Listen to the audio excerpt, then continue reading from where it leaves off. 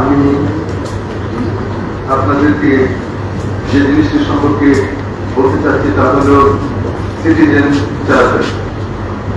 Citizen চার্টারের অর্থ হল সেবা প্রদান প্রতিশ্রুতি। আপনারা জানেন যে মাননীয় প্রধানমন্ত্রীর অফিসে একটি সবার আগে নাগরিক এই মূল মন্ত্রকে কেন্দ্র করে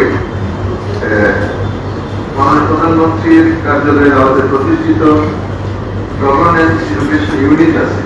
সেই ইউনিটেরই উদ্যোগে এই সিটিজেন চার্টার সেবা প্রদান প্রতিশ্রুতি এটা প্রত্যেক হাসপাতালে করা উচিত।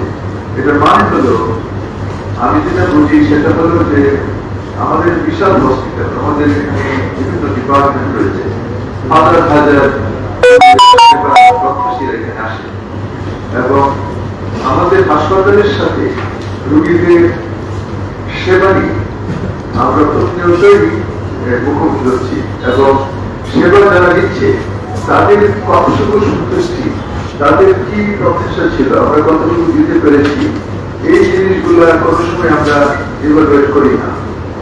এবং রোগীদের সাথে এক ধরনের রিলেশন এস্টাবলিশ করা উচিত প্রত্যেক হাসপাতালে এবং তারা হলো সম্মানিত মেহমান আমাদের এবং তারা একটা সুযোগ দেয় আমাদেরকে তাদের সেবা দেওয়ার জন্য এবং সেবা দানের সুযোগ প্রদানের জন্য আমরা তাদেরকে কখনো ধন্যবাদ জানাই না। আমরা নিজেরা গর্বিত হওয়া উচিত যে আমাদেরকে সে সুযোগটা দিয়েছে। যাই হোক, আমার মনে হয় কোনো শুধু বঙ্গবন্ধু শেখ মুজিব মেডিকেল ইউনিভার্সিটি নয়, বাংলাদেশের কোনো হাসপাতালে এই ধরনের অ্যাক্টিভিটিস খুব একটা চোখে পড়ে না যে ডিপার্টমেন্টে সবাই বসে আমাদের ল্যাবস এন্ড গ্যাপস কি আছে, রোগীদের সাথে কোন জিনিসটা করা উচিত ছিল এবং আমরা কি করেছি, আমাদের গ্যাপটা কতটুকু রয়েছে, এই গ্যাপ ফাইন্ডিং এগুলা কখনো আমরা করি না। এবং আমাদের সর্বস্তরে কর্মকর্তা কর্মচারী যারা আছে, ইভেন আপনি ক্লিনার পর্যন্ত, পরিচ্ছন্নতা কর্মী পর্যন্ত একটা সেবা কাজে তারা জড়িত মনে করি প্রত্যেকটা মানুষ। এবং সেই সিনিয়র অধ্যাপক চেয়ারম্যান, চেয়ারম্যান থেকে আরম্ভ করে অন্যান্য যারা আছে সমস্ত সবাই কিন্তু এই ব্যাপারে সেবার মানবতায়নের জন্য এবং রোগীদের সাথে রিলেশন এস্টাবলিশমেন্টের জন্য আমরা কাজটা খুব কম করে থাকি। এখন যেটা সিটিজেন চার্টার হলো যে আমরা একটা প্রতিশ্রুতিবদ্ধ ভাবে আমরা কাজ করবো যে এই কাজ আমাদের, আমরা অনেকেই জানি না যে আমরা শুধু আসবো রোগী দেখবো, চিকিৎসা দেবো, বাসায় চলে যাবো। আসলে এটা ঠিক নয়। আমি মনে করি আমরা প্রত্যেকেরই একটা রোগীর সাথে কথা বলার, সময় দেওয়ার, তার অবস্থা বোঝার, শুধু রোগ নয় আরো কিছু জিনিস আছে রোগীরা বলতে চায়, সেগুলি শোনা, একটু সময় দিয়ে শোনা, এই অবস্থাটার সৃষ্টি করতে হবে।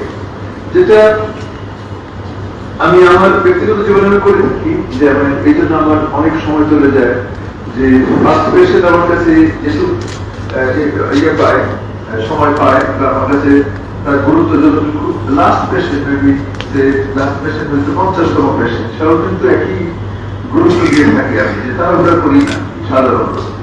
এইটা প্রত্যেক চিকিৎসকের করা উচিত এবং আমাদের যে কাজগুলো আছে এই কাজ কি করবো, রোগীর অধিকার কতটুকু করবো এবং আমরা সেইগুলি আমাদের সেবার প্রতিশ্রুতিগুলি আমরা মানুষের সম্মুখে আমরা প্রকাশ করতে চাই এবং এটা লিখিতভাবে প্রকাশ করতে চাই।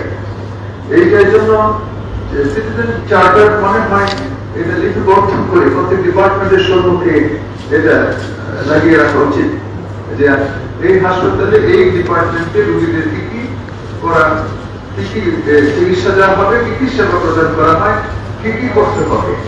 এখানে আমি একটা জিনিস লক্ষ্য করেছি যে আমাদের একটা খুবই অভাব রয়েছে। আমি ওপিডি 1 এ গেছি, ওপিডি 2 তে গেছি, বিভিন্ন ডিপার্টমেন্ট করো যে রোগীদের আশেপাশে কাগজ অনেক ঝুলতে থাকে, বিভিন্ন ধরনের কাগজ ঝুলতে থাকে। এইগুলি না করে রোগীদের প্রেসক্রিপশন গুলো আরো ক্লিয়ার করা, রোগীরা যেন বুঝতে পারে কোথায় কোথায় গেলে কি হবে। কিছু কিছু লোক আছে, এই যে আনসার একটা বন্ধু কাঁদিতে দাঁড়ায় আছে, সে তো মুখে কথা বলতে পারে, সে তো একজনকে রিসিভ করতে পারে এবং অনেক আমাদের ক্লাস 4 এবং ক্লাস 3 কর্মচারীরা রয়েছে, বিভিন্ন জায়গায় হেফাজতে ঘুরে বেড়াচ্ছে এবং কেউ কিন্তু কারোর দিকে তাকাচ্ছে না, যে যার মতো আছে। এই জিনিসগুলো আরেকটু কি করে এই ফ্লোটাকে মানে আমাদের পেশেন্ট বান্ধব করা যায়, রোগীর ফ্লোটাকে, এইটা প্রত্যেক হাসপাতালে কিন্তু আছে, বিশ্বের প্রত্যেক উন্নত হাসপাতালে আছে। যেমন মনে করেন একটা জিনিস বলি যে ইনভেস্টিগেশন যে রোগীরা করতে আসে, তারা বিভিন্ন স্যাম্পল দেয়, এটা কি আমরা পেশেন্ট ফ্রেন্ডলি করেছি কিনা। একটা আধুনিক হাসপাতাল হলো যে সব ইনভেস্টিগেশনটা মোটামুটি একটা ফ্লোরে যে আনা যায়, তাহলে রোগীর জন্য সবচেয়ে সুবিধা। কখনো 9 তলায়, কখনো 10 তলায়, কখনো 1 নম্বর বিল্ডিং, কখনো 3 নম্বর বিল্ডিং। এই যে জিনিসগুলো করা হচ্ছে, এটা কিন্তু হ্যারাসমেন্ট, এটা রিয়েলি হ্যারাসমেন্ট। এইগুলির কোথাও আমি তো এখন সব চিত্রটা এখন আমার চোখের ভিতরে ঢুকে নাই, এটা এত বেশি ফ্র্যাগমেন্টেড এখানে যে একটা দেখতে দেখতে আরেকটা ভুলে যায়, এই অবস্থা। আমি সবাইকে বলবো যারা নাকি এটা বোঝে নাকি, এখন মনে করেন যদি কোন একটা ডিপার্টমেন্টের একজন মেডিকেল অফিসারের সাথে দেখা করে অ্যাসিস্ট্যান্ট প্রফেসরের সাথে দেখা করতে হয়, দেখা গেল আরেকটা বিল্ডিং এ যেতে হবে। ওখান থেকে যদি প্রফেসরের সাথে দেখা করতে হয়, তাহলে আরো 3টা বিল্ডিং ধরে আরেক জায়গায় যেতে হবে। এই সিস্টেম এখানে কিন্তু কোথাও নাই। আমি এগুলি নিয়ে অনেক কাজ করেছি, ইন্ডিয়াতে এই কাজগুলি হয়। তারা ওই যে পেশেন্ট সার্কুলেশন এবং ফ্লো, এটা পেশেন্ট ফ্রেন্ডলি করা কি করে যায়, আমার মনে হয় সিটিজেন চার্টারের মধ্যে এইগুলিও থাকলে রোগীর হ্যারাসমেন্ট কমানো হবে। অল্প জায়গা থাকলেও এটাকে আরো যদি সুন্দর করে প্ল্যানিং এর মাধ্যমে করা যায়, তাহলে বোধহয় রোগীদের দুর্ভোগ কমবে। এই রোগীর দুর্ভোগ কমানোর জন্য যা যা করার দরকার আমার মনে হয় এই করতে হবে। আরেকটা জিনিস হলো আমাদের কাজের স্বচ্ছতা আনতে হবে এবং কাজের মধ্যে থার্ড লাইনের একজনকে নিয়ে তখন এটাকে করা হলো। এই জিনিসগুলো দুঃখজনক যে আর হয়রান সম্পর্কে তো এখানে ভাইস চ্যান্সেলরের অফিস আছে এবং আদার আছে, রেজিস্ট্রার আছে, প্রভিসির আছে, তারা তো জানবে যে উনি কোথায় গেছে। এখন যদি হাসপাতালে সরকার এসে যদি আবার চলে যায়, কোথাও চলে গেলাম, কোথাও কিছু কোনো স্ট্রেস করা যাচ্ছে না, কোথায় যাচ্ছে হয়তো দুর্বলবার সবাই দেখছি যে উনি ওই বিল্ডিং এ গেছে, ওই বিল্ডিং এ গেলে বলে যে উনি ক্যান্টিনে গেছে, ক্যান্টিনে গেলে বলে উনি তো আবার অফিস চলে গেছে। এইরকম সিস্টেম চলে এখানে। এই জিনিসগুলো যাতে না হয়, আমি